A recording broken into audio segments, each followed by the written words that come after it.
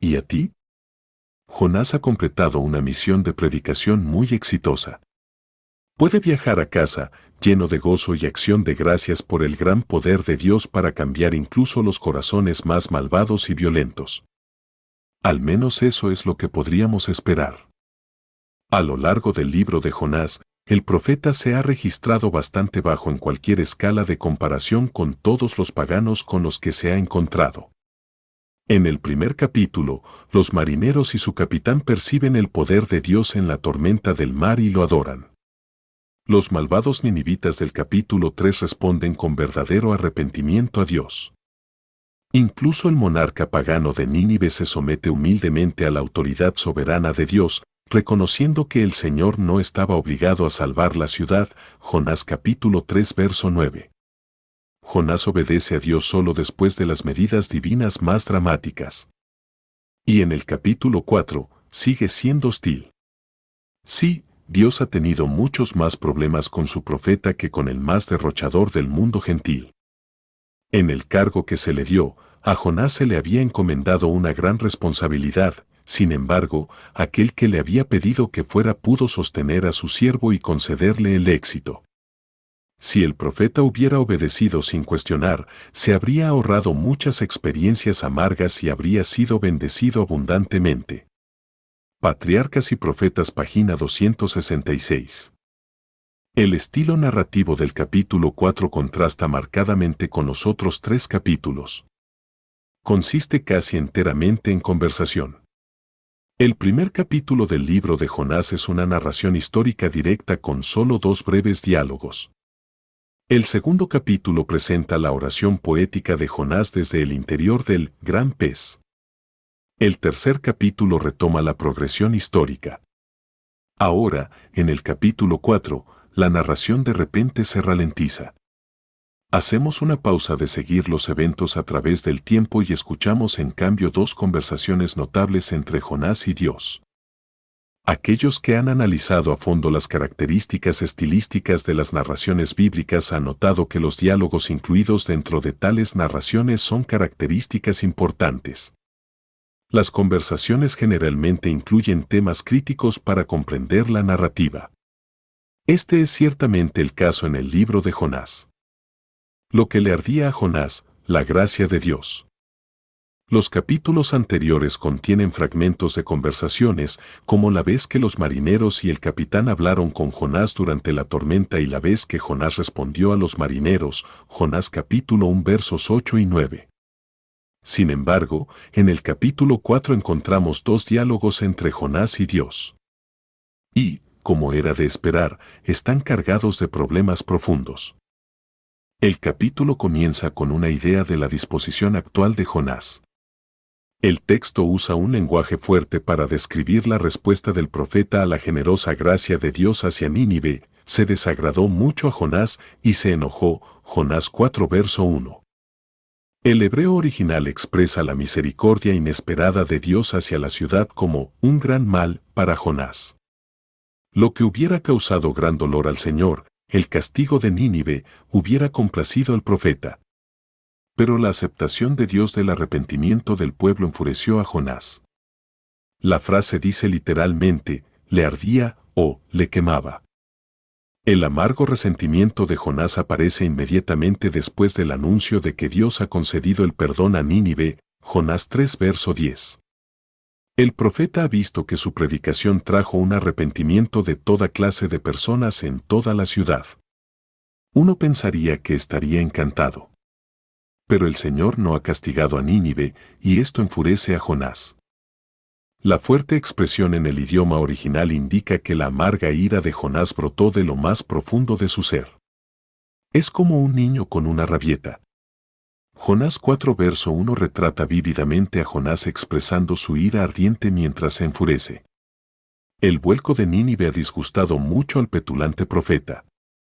El problema para él no es tanto que Dios cambie de parecer sino a quien perdona. ¿Cómo es posible que Dios comparta su misericordia con los corruptos de Nínive? Todo el mundo conocía la reputación de los asirios, como nos recuerdan los registros históricos del Antiguo Testamento. De hecho, los asirios nunca fueron amigos de Israel en el Antiguo Testamento. Dios incluso los usa como su instrumento para castigar a su pueblo, oh Asiria, vara y báculo de mi furor, en su mano he puesto mi ira. Le mandaré contra una nación pérfida, y sobre el pueblo de mi ira le enviaré, para que quite despojos, y arrebate presa, y lo ponga para ser hollado como lodo de las calles. Aunque él no lo pensará así, ni su corazón lo imaginará de esta manera, sino que su pensamiento será desarraigar y cortar naciones no pocas. Isaías 10 versos 5 al 7.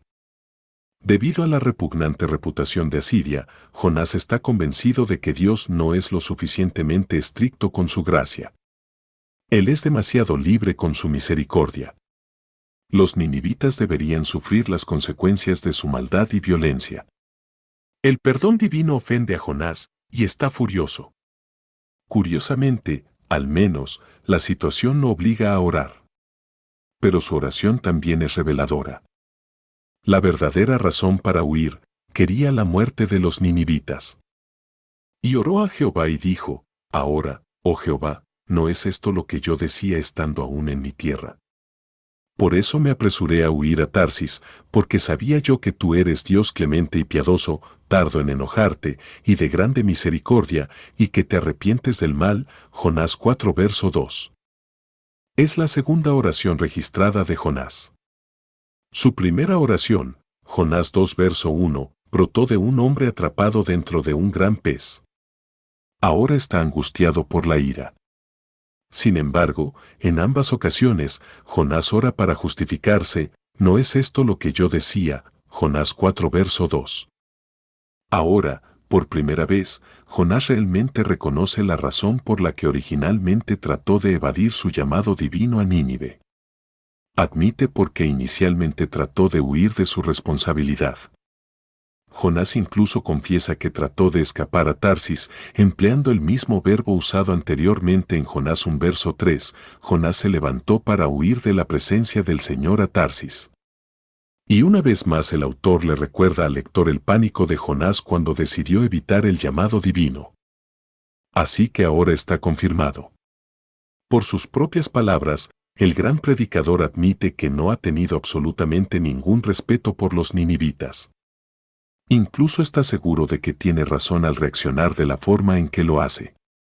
Por implicación, incluso reprende a Dios por cómo ha tratado la situación. No importa que la gente de Nínive reconociera su culpa y se arrepintiera. A los ojos de Jonás todavía merecen el castigo divino. Jonás simplemente no puede aceptar que Dios incluya a los gentiles en su misericordia. Él simplemente no puede comprender por qué el Señor debería permitirles participar de los beneficios especiales de la gracia que disfruta Israel como su pueblo del pacto. El profeta ya ha dado mucha evidencia de que conoce su Biblia. Él llena su oración en el capítulo 2 con frases y conceptos del Salterio. Por lo tanto, seguramente es consciente de la promesa de Dios de eliminar las transgresiones humanas, tan lejos como está el oriente del occidente, Salmo 103 verso 12. Pero está convencido de que tal misericordia debe canalizarse exclusivamente a Israel, el pueblo elegido de Dios. Quizás, cuando Jonás evaluó la situación en Nínive, recordó la destrucción de otras 2 ciudades inicuas que Dios castigó anteriormente por su iniquidad. La descripción del destino de Sodoma y Gomorra usa algo del mismo vocabulario que el libro de Jonás usa para Nínive, Génesis 19 versos 24 al 29. O quizás el profeta recordó el diluvio, en el que Dios especificó la razón de la destrucción del mundo en ese momento, Génesis 6 versos 11 al 13. Jonás ve el aplazamiento del juicio de Dios sobre Nínive como un gran error. El profeta desaprueba enfáticamente compartir la compasión del Señor con los no israelitas malvados y violentos. Y presume de gobernar el mundo de Dios mejor que el Señor, acusándolo y condenándolo por ser como Él es. El profeta se atreve a castigar la misericordia divina y despreciar la compasión de Dios. En última instancia, la verdadera razón de Jonás para huir de su mandato divino tiene menos que ver con los viles pecadores de Nínive que con el carácter misericordioso de Dios. Aparentemente, El profeta nunca se había dado cuenta de que los malvados ninivitas en realidad no eran diferentes a él mismo. Tanto los ninivitas como Jonás eran todos pecadores rebeldes que merecían castigo. Sin embargo, Dios en su gracia había decidido mostrar misericordia a todos ellos. Jonás estaba dispuesto a aceptar una misericordia tan maravillosa para sí mismo, pero no para Nínive. Y así suplicó: ahora pues, oh Jehová, te ruego que me quites la vida, porque mejor me es la muerte que la vida. Jonás 4 verso 3. No es la primera vez que un profeta del Antiguo Testamento ora para que Dios le quite la vida. Recuerde que cuando el pueblo de Israel continuó quejándose amargamente contra Dios en el desierto, Moisés le dijo al Señor que le quitara la vida, Números 11 versos 11 al 15. Sin embargo, Moisés tenía mejores motivaciones que las que muestra ahora Jonás. Jonás simplemente no podía comprender por qué Dios había extendido el tiempo de prueba de Nínive. Simplemente no podía apreciar el hecho de que Nínive se arrepintió e invocó a Dios, y Dios aceptó que lo reconocieran. Se les concedieron 40 años de prueba para que revelaran la autenticidad de su arrepentimiento y se apartaran del pecado. Mensajes Selectos, tomo 2, página 149. Ni a Jonás le importaba que cuando se había evitado la condenación de Nínive, la gloria de Dios había sido alabada más allá de las fronteras de Israel. Note cómo la atención de Dios ahora se desplazó de Nínive a Jonás mientras trataba pacientemente de instruir a su siervo errante. Y el Dios clemente y misericordioso de Jonás suavemente le hace una pregunta escrutadora: ¿haces tú bien en enojarte tanto? Jonás 4 verso 4.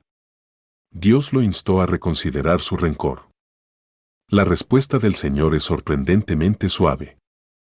Él desea que Jonás recupere el sentido y vea lo infantil de su comportamiento, y no podría ser más paciente al respecto.